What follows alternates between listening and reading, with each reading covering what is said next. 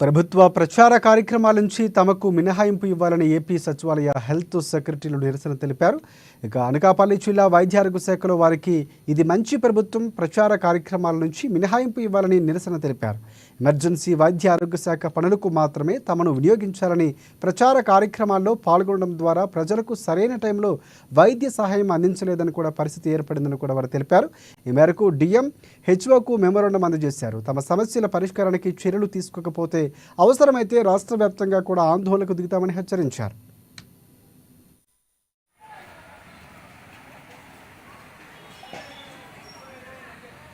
ఇక్కడ సచివాలయం health secretaries అందరినీ కూడా ఇక్కడ గ్యాదర్ అవ్వడం జరిగింది.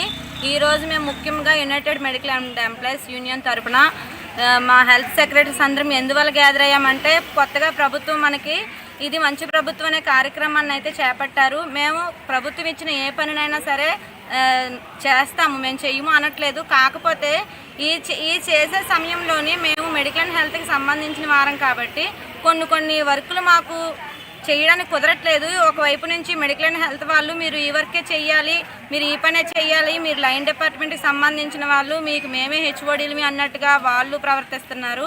అదేవిధంగా ఎంపీడీ వాళ్ళని మాకు ఈరోజు వ్యాక్సినేషన్ ఉందండి, లేదంటే ఈరోజు మాకు ఎఫ్టీపీ ఉందండి, ఈరోజు మాకు ఈ పని ఉందండి అని చెప్తే వాళ్ళు ఏం చెప్తున్నారంటే, మీకు జీతాలు ఇచ్చేది మేము కాబట్టి మేము చెప్పిన కార్యక్రమాలు మీరు చెయ్యాలని ఎంపీడీ వాళ్ళు చెప్తున్నారు. అది ఎంతవరకు సమంజసం? ఇప్పుడు ఈ సీజన్ ఏంటంటే డెంగ్యూ సీజను, అంటువ్యాధుల సీజను.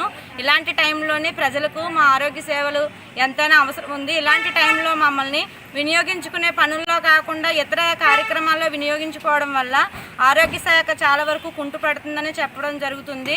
మేము గత 2009 నుంచి మేము సెకండ్ ఏజెన్సీగా పనిచేస్తాము. చేసిన తర్వాత మళ్ళీ కొత్త ప్రభుత్వం వచ్చిన తర్వాత మమ్మల్ని ఇది సచివాలయం స్టాఫ్ కింద తీసుకున్నారు వార్డ్ హెల్త్ సెక్రటరీగా. మాదైతే మాత్రం మా డిపార్ట్మెంట్లో గ్రేడ్ 2